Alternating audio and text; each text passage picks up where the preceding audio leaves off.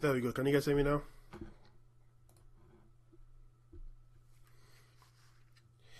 Yes, yes. The banana can be applied to virtually anything. Okay, it's a super TA um, skill that you need to have. You know what I mean?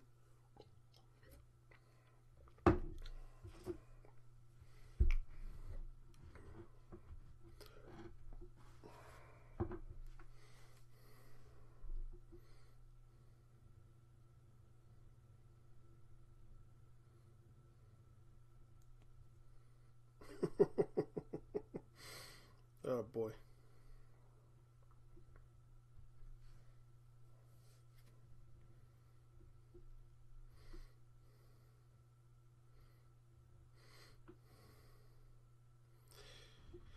If you guys want, I can even tell you what market depth. Man, what is it with these assholes who just show up here and act like they know what the hell is just going on, and they just like start scamming people? Like, you don't know what market depth is, you fucking asshole. I was kind of hoping, like the the dump to 6K will just get rid of these guys, but man.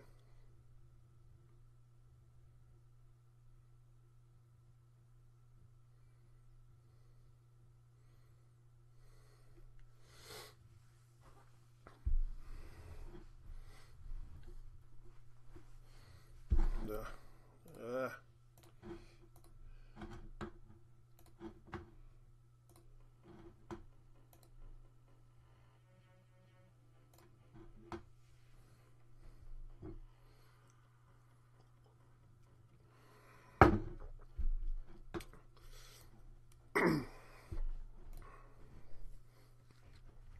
okay. I'm just gonna. This is pretty loud. This is pretty loud. I'm gonna turn this off. I can't even hear myself. Yeah. We're gonna we're gonna talk about we're gonna talk about TA today. No, people like to use. You have like half the people in crypto like, oh, TA is cool, man. TA is cool. Then you have the other half like, shit, TA doesn't work, man. You're an idiot. Drawing lines on chart like some kind of idiot. But I don't know, man.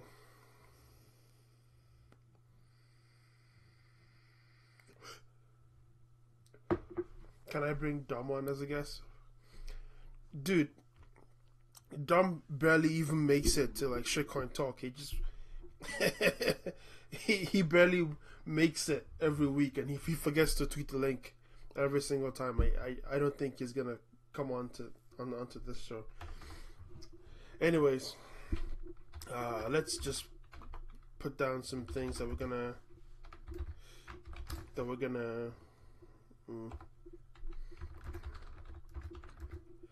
some questions we're gonna ask and answer.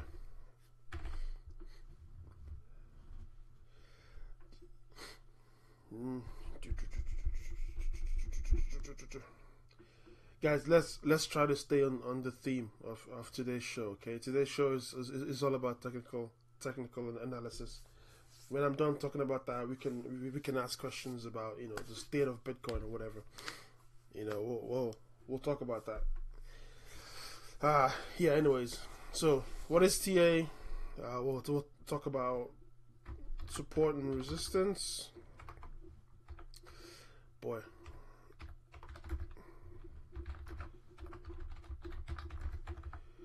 We'll talk about indicators. A lot of people like to use like 100, indicators on their charts, so they look super smart, And it's just like, yeah, boy, whatever, man. We'll talk about one of my favorite things that no one likes to use much in crypto: the volume bars, right? The volume bars at the bottom of each chart. We'll talk about that. We'll talk about channels. That's my other favorite thing.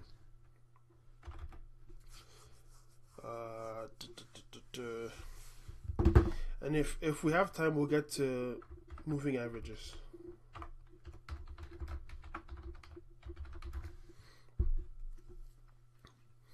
Oh, I'm really quiet. Let's see if I can do something about that.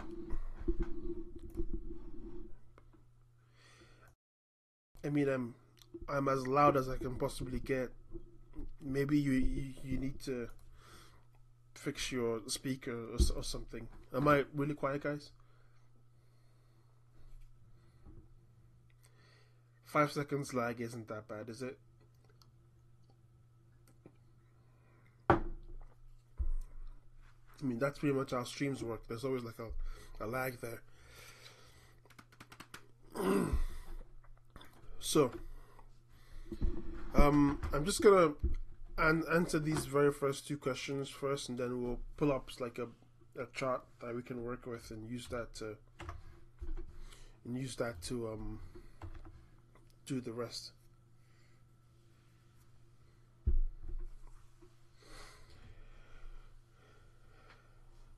Okay, cool. Thanks, Defunk. So, what is technical analysis, right?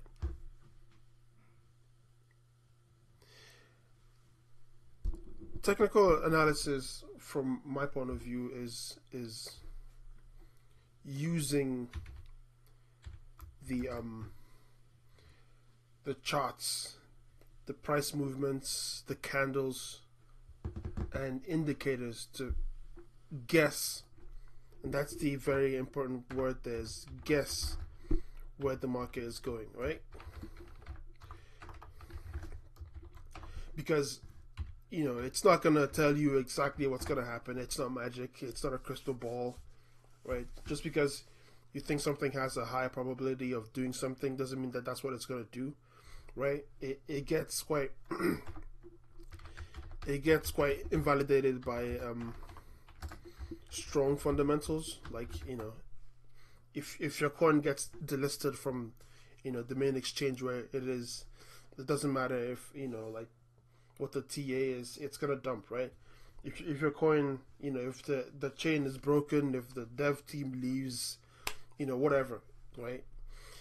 So it gets invalidated by strong fundamentals. What the thing about strong fundamentals is, usually someone knows, right? So it's usually like baked into the TA, right? The market maker knows, the insiders know, so it's kind of usually baked into the TA. So you don't really need to be like all that into the fundamentals to know. Yeah, that huge volume candle there is someone getting into the market because they know, they have something that you don't. They know some sort of like truth that you don't, and that's kind of how what TA is according to my perspective. And, you guys just keep chatting away. I like reading your charts and knowing that everything is coming off perfectly. I don't really want to be here just sitting talking to myself. If I wanted, I wouldn't do a live stream. So yeah, just keep yapping. So how does it work, right? How is TA not voodoo, right? This is the reason why I tend to stick to sort of very fundamental, very basic technical analysis. When you have people doing all kinds of magic things, and the snail, and even I consider fibs to be sort of like a little bit out there. I mean, it's kind of like in the spirit of guessing things, but it's like that's a little too like magical for me, right?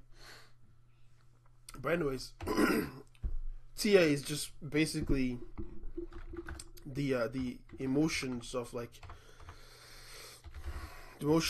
the market participants, right? Pants. Is that how you spell participants? Yeah, I think so. Anyway, I don't know if the stream is still good or like something's wrong. Yeah, we're still good. yeah, it's just the emotions of the market participants. So in a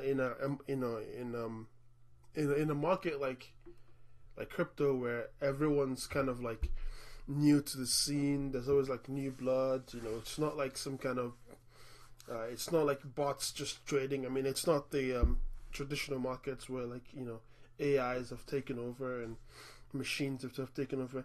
It's normal people, so it's quite easier. It's way easier to read um, than the general markets outside of crypto, right? So that's what you're reading. You're not reading charts. You're not reading candles. You're reading the emotions of other people in the market. It's basically like poker, right? You have people you're playing against, and you're trying to read their emotional states so you can play against them, and they try their best to sort of obfuscate that emotional state, right? Accumulation is a way that the whales try to hide sort of their activities, because if they just like volume spiked every single time, like everyone's gonna know what's happening and trade against them, so they kind of slowly do it, like, so that's how it works. So let's get into the actual meat and bones of TA. I'm gonna use Bitcoin chart because I just it has the most volume in history as my sort of guinea pig to sort of show these other things in the market. So switching over to TradingView, which is where I keep all of my where I do all of my TA.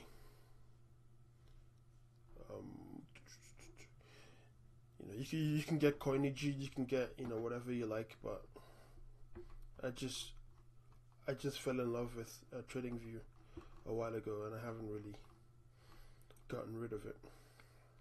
So let's use Bitcoin. Let's use Coinbase. I don't know.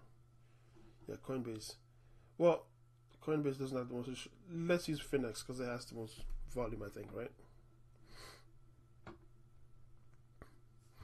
And my computer tends to lag really, really badly whenever I do these live streams, because like this program sort of sucks up tons of CPU power. So bear with me.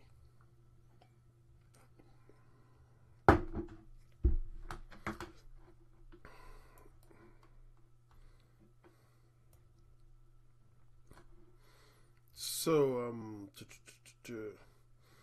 using Bitcoin on log scale, it's pretty easy to.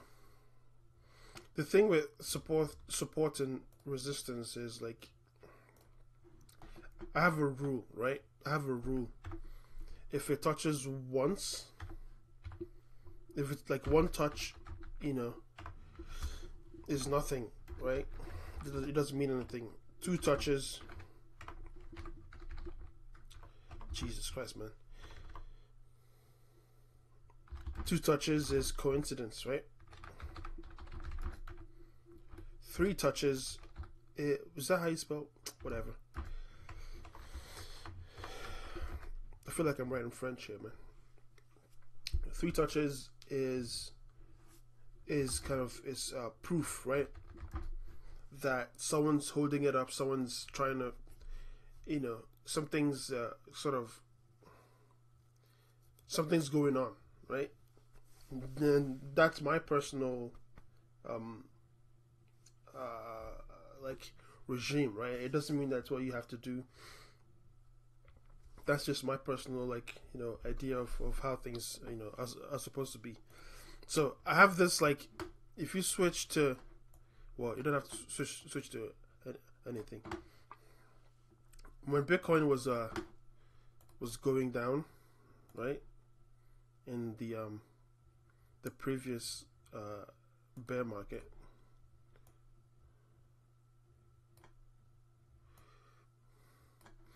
you could tell like where the sort of resistance is, right? First touch is right there, right? Which, you know, doesn't mean anything, right? Second touch is right there, which, you know, again, according to my you know, behavior is just, it's just coincidence, right? Two touches doesn't mean anything. Three touches, right? When it happens again, and you know, you can consider like as many times as a touch there as you know, more than twice. That to me is proof that, you know, this is a serious downtrend, right? And then of course it touches there again, and finally it touches there, and finally there, right? And if a chart is too noisy, like there's too many wicks and the is like an asshole, he just constantly wicking into things, I like to switch to the line chart, and that makes things like, you know, clearer, and you can then decide, you know, where to put your lines and what have you. Switching back to candle. Now you can see where the support range is, right? It's obviously right there, where, you know, it has dumped into and bounced twice. But the curious thing about TA is one of these rules, like previous resistance becomes support. So you find that you know, whatever the old top is tends to be the new support range, right? Basically, all the people who bought the top and held their bags, right, and they bottomed out and then went back up again, they're like, yay, you know, good, happy, whatever. So that when it comes back to that range, they tend to sort of hold it as like, oh man, this is a good chance to, you know, buy in cheap again, and they sort of hold that range. This is just the epitome of what support is, right? Right there.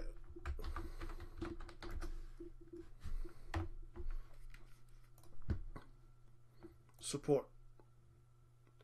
And you know, if you're a trader, you want to have, you know, buy others in that range where you know there's support, and that's why you want to pick up your bags, right? You don't want to buy it at random places. You want to pick up at support, or you know, when there's like accumulation, you want to pick up, you know, coins right around that place.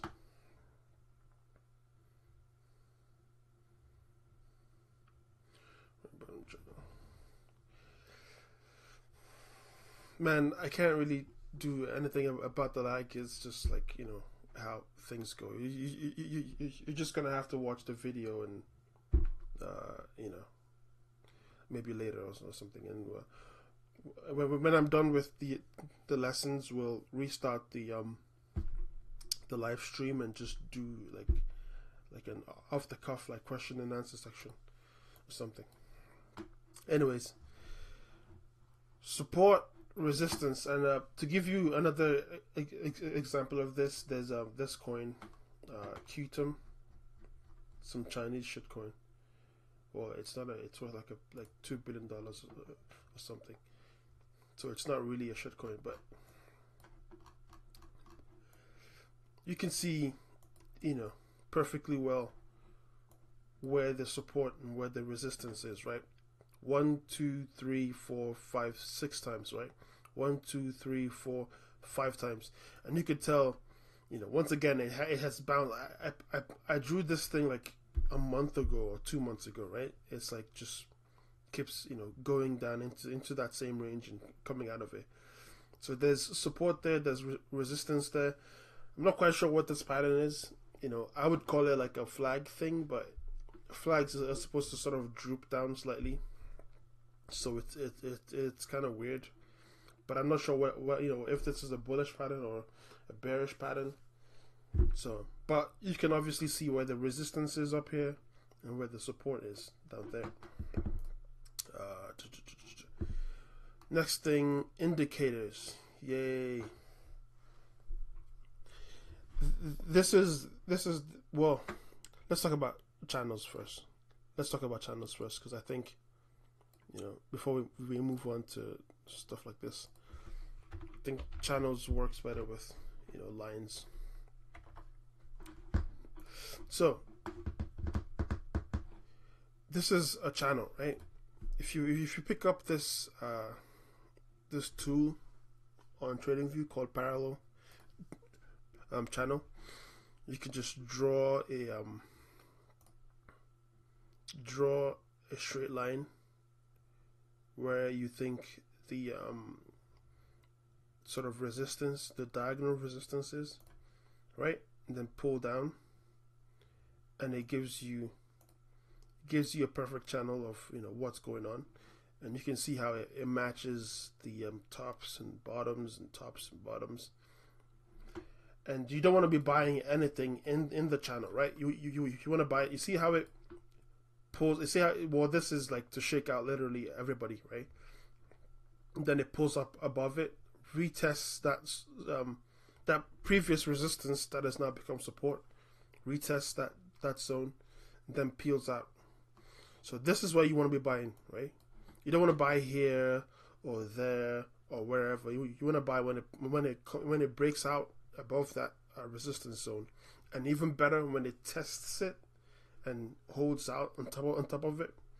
That's where you want to buy your coins. It's one of those like more guaranteed trading patterns. And going back to Bitcoin, I think you can also sort of find let's use Neo, because everyone likes Neo. Where is it? Neo BTC. How are you guys doing in the chart? I know it's not exactly. Come on, man.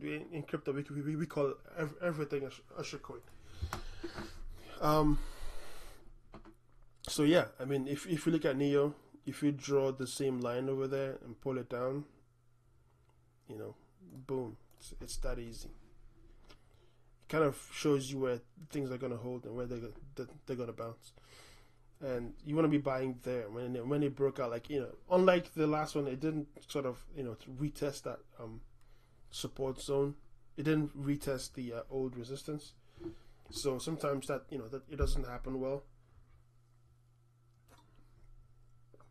So that's that happens. So sometimes you want to buy the breakout. You want to set like an alarm or something right there, and when it breaks out, you'll be like, yay, you go buy some, right? That's how channels work. And there's this ETH chart that Luke posted quite a bit a while ago. Yeah, that one. Yeah, see, I already have a channel for that even. But you can see how it works, right? Basically, sort of, providing a support zone at the bottom and providing a resistance zone at the top, right? So, you could just see how this goes, and this kind of looks like this right there. So it will end up somewhere around there, somewhere around here, right? Or whatever the top range is. That's kind of how it goes, right? That's channels for you. That's how they work. Now, indicators. Oh boy. Personally, I rarely use indicators. Rarely. And the reason is because most indicators are what I call lagging indicators, right? They don't predict stuff. They show you what already has happened. So this is your Storch RSI, your MACD, what have you. Now, they do have some uses. Bollinger Bands is another one that also has some uses. No, not that. Uh, so let me show you guys something. I think if you go to, boy, my computer is really lagging.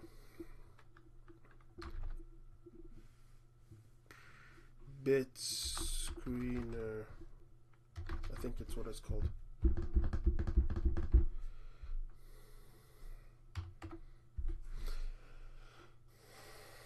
I think B-Bands did a whole like YouTube thing about how to use Bollinger Bands, so you should probably Google that and go watch it.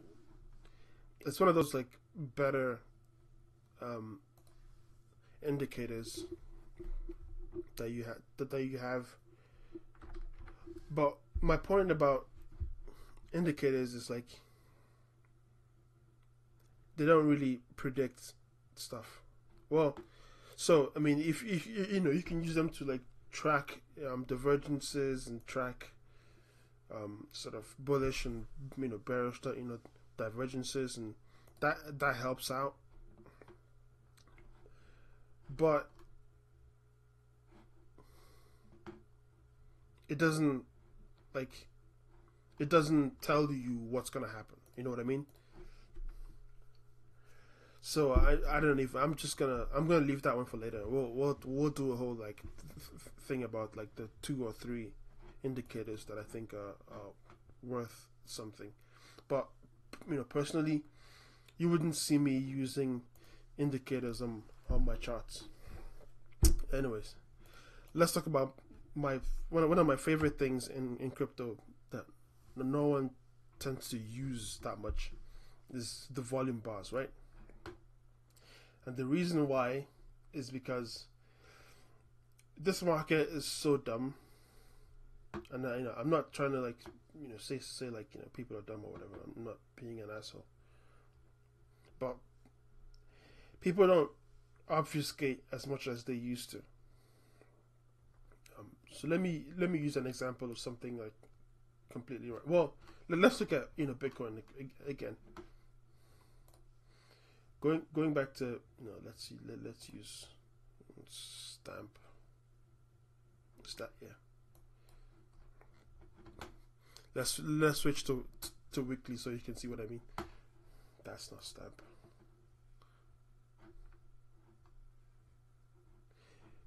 Yeah.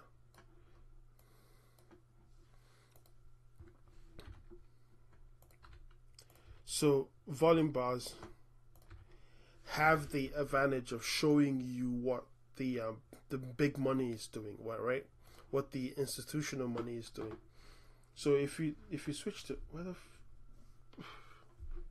stamp, Jesus. Yes. So Bitstamp is one of the oldest surviving Bitcoin exchanges, so it's really good for chart history.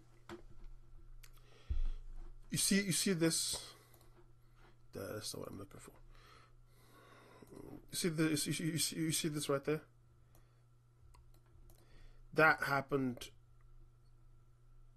right here, right? This is pump volume, right? This is just the pumper pumping things. It doesn't really matter. But you see this one giant red candle, the largest candle ever. That is someone with a lot of coins exiting the market, and it tells you, okay, the whales have exited. The market maker is, well, it's not really gone, but he's selling, right? And it tells you, okay, that's good. And when you see like giant green candles at the top of a move, at the top of a pump, that's just someone pumping things. But when you see a giant red not candle volume bar at the top of the move, that's someone exiting. But when you see a giant red candle at the bottom of a move like that right there, that's capitulation. That's not someone exiting. That's the weak hands finally dumping their coins into some really nice, whale who's been wanting those coins for a long time, and that's usually a sign of reversal. But then when you see a giant green candle like right there at the bottom of a coin, and at the breakout like you see there, that's someone entering the market again. That's a whale entering the market. So I don't know if I could show. By the way, this is why I didn't really. This is why I still don't think this is the top, because I'm not seeing giant red candles. Like like this is sort of pretty average candle behavior. And so yeah, let me find something else. Let's use let's use Viacoin, because Romano is the market maker. I don't know.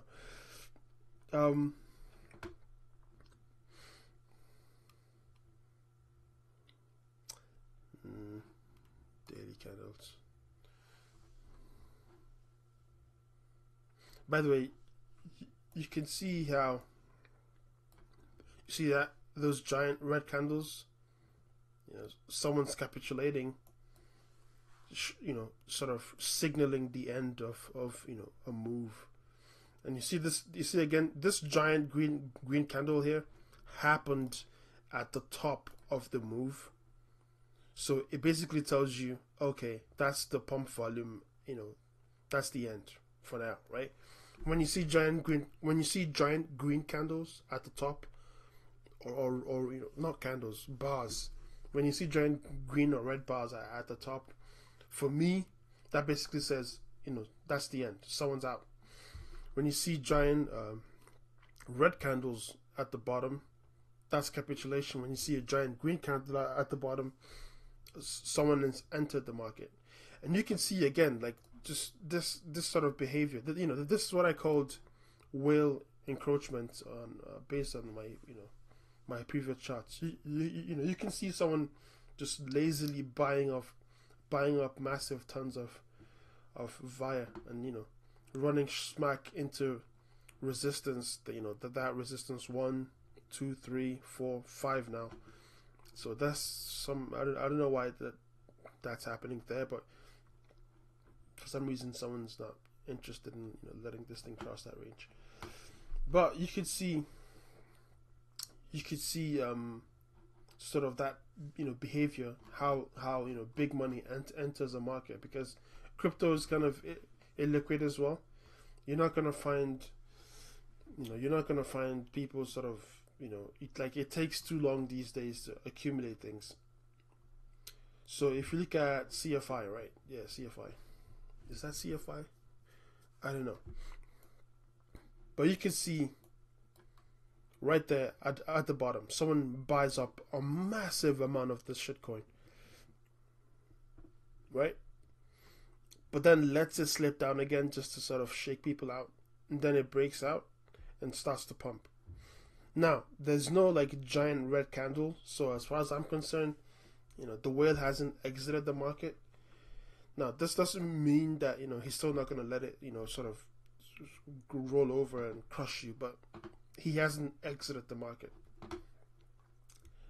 But a different example is Edgeless, right? See, Edgeless. Damn it. You have this pump going on. Everything's like, ooh, everything's going up. And then right there at the top, someone exits a massive amount of Edgeless. And then you have this dead cat bounce. But that's how you know that's the end, right? You see the biggest green candle in the history of the chart is right here at the top. That's pump volume. That's not real accumulation. But you see this giant red, someone has exited the market, it's over. So it rolls down, I don't know how many percent, this is like 80% or something.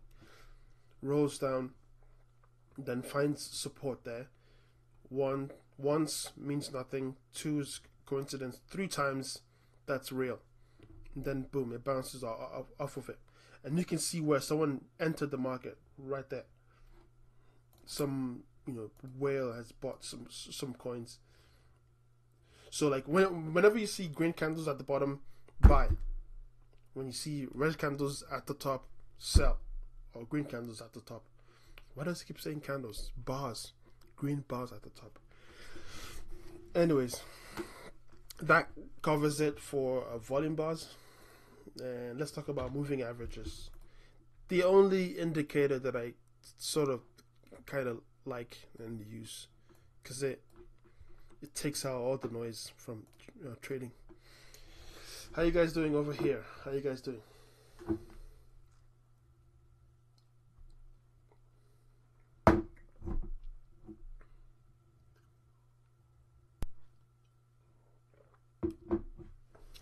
The funk, which chart are you talking about?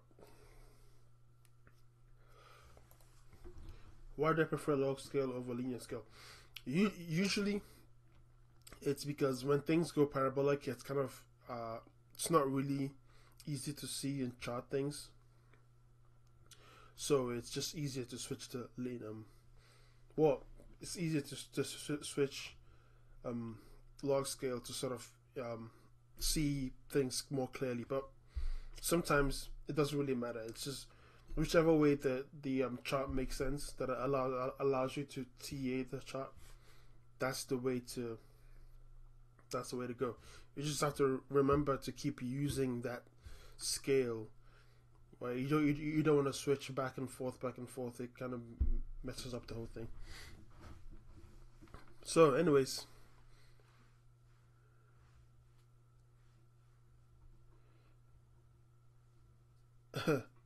Well, thanks, Huliganu. Is that ice? But I don't know. Anyways, let's talk about moving averages, right? One of my more favorite things. I usually just use them to look at charts and then turn them off. Let's switch back to Bitcoin so it's easier. Here's what moving average. Well, let me say what they are first, right? So the moving average is literally what it says it is. It's the average movement of the chart. So it's like the candles, but condensed into a line, right? You have two main types of moving averages that I use. You have the simple moving average and the exponential moving average. The simple moving average is what it says it is. It's just a simple moving average. The exponential one, on the other hand, is the moving average where the more recent movements sort of weigh more on the position of the line than previous ones. So it's kind of like it's biased towards more recent movements. And you can see here with Bitcoin, the moving average. By the way, the thing I said about the biggest candles being sort of proof of reversals, you can see how this here at this dump, this huge green candle rose in. That's someone buying the dip massively. And then of course it rallies, right? Then you get this giant red candle at the top, which is someone exiting some coins. Then you have this rollover, but then someone has entered the market again right there. Huge green candle, just like this one. So if Bitcoin rallies up again, that'll be proof. But once again, the thing with market makers and people who buy tons of coins, they could still quite let it just roll over and crush you. They can afford to do that. So it's not like, again, TA is all probabilistic. It's not sort of a magical crystal ball that tells you exactly what's going to happen. It tells you what's most likely to happen, but not what is exactly going to happen. Anyways, back to moving averages. Let me switch to weekly because this thing is noisy as hell. So many. This is why I hate having too many things on my chart. It's too noisy and you can't see what you want to see and whatever. Anyways, the thing I like most about moving averages is two things, right? When you use a moving average by itself, it's usually a good predictor of trend. So when the candles are trading above the moving average, that's saying that's proof that it's sort of in an upward trend, in a positive trend. When it breaks below it, like it does here, then that's proof that it's going in a negative trend. It's going downwards.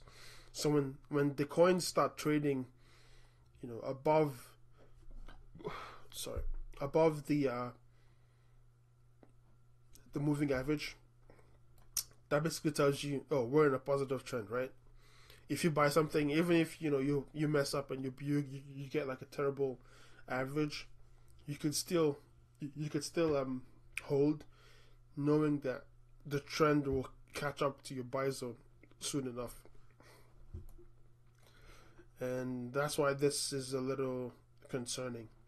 As you can see, we haven't traded below, we haven't closed below the trend since, I don't know, like, this is 2015, right? We've always closed above the trend every single time until the candle last week that closed below the trend. So Bitcoin is looking kind of cool, but it's also kind of scary because you have half the indicators telling you everything's all right, but you also have half the indicators telling you we're all fucked up.